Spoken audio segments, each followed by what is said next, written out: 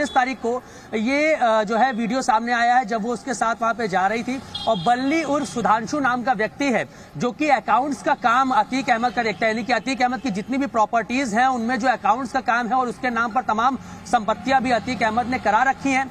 उसके घर वो जा रही थी और उसके बाद से जिस दिन से ये हत्याकांड हुआ है उसके बाद से ये लोग गायब हैं। लगातार इनकी धरपकड़ की जा रही है, एसटीएफ की निगरानी इन पर है और क्योंकि ये अकाउंटेंट भी उनका था, बल्ली और असद का भी नाम सामने आ रहा है, दोनों मिलकर इनका अकाउंट्स का काम देखते थे। जहां जहां पर जो है इनकी बेनामी संपत्तियां हैं उनकी देखरेख ये करते थे।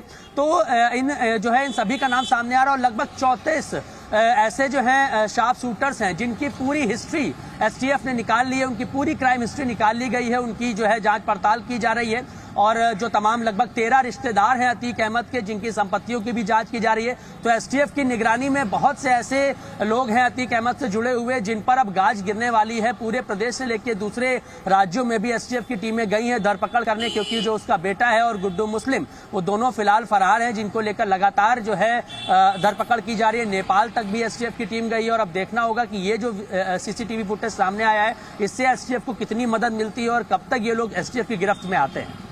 मयूर, ये सीसीटीवी फुटेज इसलिए अहम है क्योंकि अब तक सवाल ये उठ रहा था कि शूट आउट से ठीक पहले हुआ क्या, प्लानिंग कैसे हुई और इस प्लानिंग में कौन लोग शामिल थे।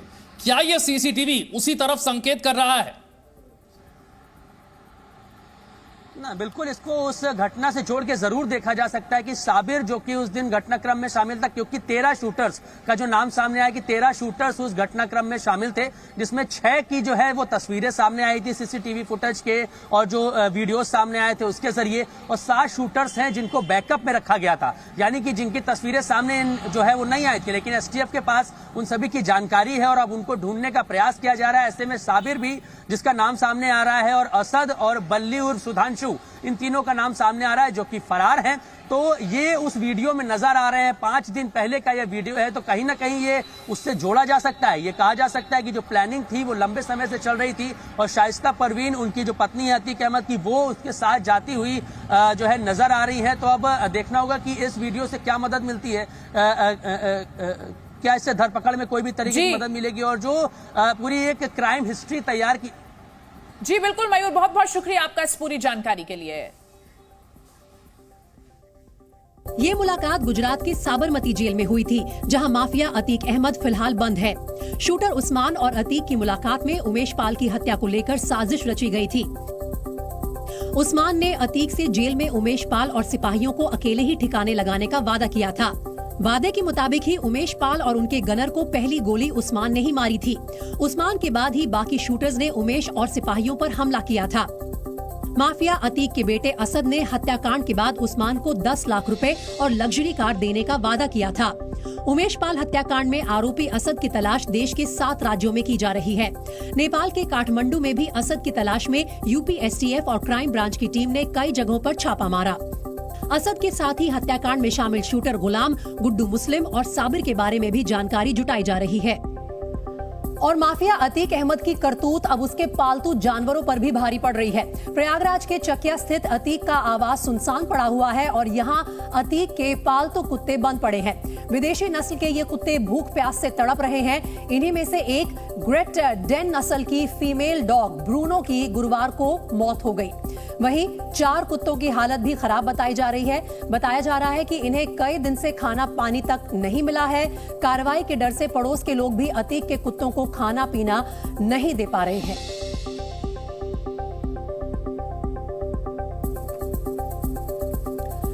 अतीक अहमद के साथ माफिया मुख्तार अंसारी की मुश्किलें भी बढ़ती जा रही हैं। मुख्तार अंसारी गिरोह को लेकर इलाहाबाद हाईकोर्ट ने तल्ख टिप्पणी की है। एक मामले की सुनवाई के दौरान हाईकोर्ट ने मुख्तार अंसारी गैंग को देश का सबसे खूंखार गिरोह बताया है। इलाहाबाद हाईकोर्ट ने मुख्तार गैंग को समाज के लिए खतरा भी बताया। हाईकोर्ट ने ये टिप्पणी मुख्तार के करीबी रामू मल्ला की जमानत पर सुनवाई के दौरान की। कोर्ट ने रामू मल्ला के आपराधिक इतिहास को देखते हुए उसे जमानत नहीं दी। सरकारी वकीलों ने रामू मल्ला को मुख्तार अंसारी गिरोह का सदस्य बताते हुए उसकी जमानत का विरोध किया था। मौके पर था और वो सफेद रंग की क्रेटा कार के अंदर ही मौजूद था। असद के बारे में ये जानकारी सीडीआर से मिली है। तो वारदात के वक्त एक और शख्स था जो वहां पर मौजूद था और सफेद रंग की कार के अंदर वो शख्स मौजूद था। वो असद का दोस्त बताया जा रहा है। सीडीआर से असद के दोस्त के बारे में जानकारी हासिल हुई है। प्रयागराज शूटआउट से जुड़ी हुई इस वक्त की ये बड़ी खबर। पुलिस को उस शख्स की तलाश है जो उस वक्त असद के साथ मौजूद था।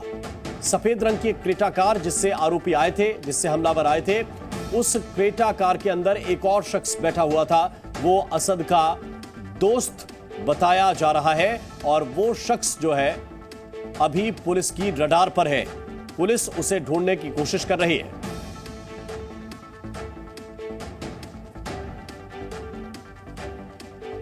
अब हम आपको असद के उस दोस्त के बारे में बताते हैं जिसकी तलाश उत्तर प्रदेश की पुलिस कर रही है। अतीक के बेटे असद का यह दोस्त 24 फरवरी को वारदात के वक्त मौके पर था। वो क्रेटा कार के अंदर मौजूद था। पुलिस को सीडीआर से असद के दोस्त की जानकारी हासिल हुई है और इस दोस्त की लोकेशन सुलेम सराय में मिली। जानकारी के मुताबिक असद का यह दोस्त पुराने प्रयागराज का रहने वाला है और इसकी तलाश अब पुलिस को है। की भी हत्या की बात कही थी। अतीक को उस्मान की बातों पर भरोसा हो गया था। अतीक ने उस्मान को 10 लाख रुपए और एक कार देने का वादा किया था। उस्मान ने अपना वादा निभाया। उमेश पाल पर पहली गोली उसी ने चलाई थी। ये बड़ी खबर इस वक्त आपको बता दें। उस्मान हालांकि अब ढेर हो चुका है, लेकिन उस्मान ने जो मुलाकात की, उसमें जो पूरी साजिश की गई, उसका ये बड़ा खुलासा हुआ है। 10 लाख रुपए, एक कार देने का वादा, और देखिए कैसे इस वादे को निभाकर जो जेल में कर आया था उस्मान, उमेश पाल पर पहली गोली उस्मान ने ही चलाई थी। और ये वो उसी की तस्वीर हम आपको दिखा रहे हैं। सीसीटीवी के जरिए जब उस्मान की पहचान हुई, ये वही शख्स था जिसने पहली गोली कार से उतरे उमेश पाल पर चलाई थी, जिसके बाद बाकी जो इसके गुर्गे थे वो चारों तरफ से उमेश पाल को घेरते हैं और फिर ताबड़तोड़ फायरिंग शुरू होती है। तो उमेश की हत्या से 1 महीने पहले अतीक से मिला था उस्मान। ये बड़ी जानकारी जो सूत्र बता रहे हैं। और इसने अतीक अहमद को यह भरोसा दिया था कि उसे दूसरे गैंग के साथियों की आवश्यकता नहीं है, जरूरत नहीं है, वो अकेले ही उमेश पाल को ठिकाने लगा सकता है।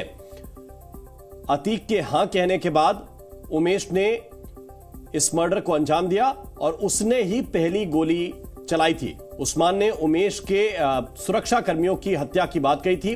उस्मान ने ही पहली गोली उमेश पाल के ऊपर चलाई थी और उसके गनर पर भी फायरिंग की थी।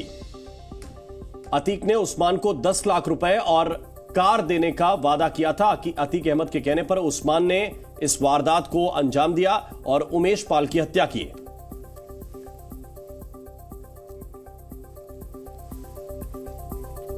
तो उमेश पाल की हत्या से 1 महीने पहले अगर उस्मान और अतीक की साबरमती जेल में मुलाकात हो गई थी, तो इसका मतलब यह हुआ कि उमेश पाल का मर्डर 1 महीने पहले ही फिक्स हो गया था। सूत्रों के मुताबिक अतीक को उस्मान पर भरोसा था और हत्या के बदले उस्मान को 10 लाख रुपए और एक लग्जरी कार मिलनी थी। उमेश पाल पर उस्मान ने ही पहली गोली चलाई थी, लेकिन इनाम पाने के लिए वो जिंदा नहीं बचा।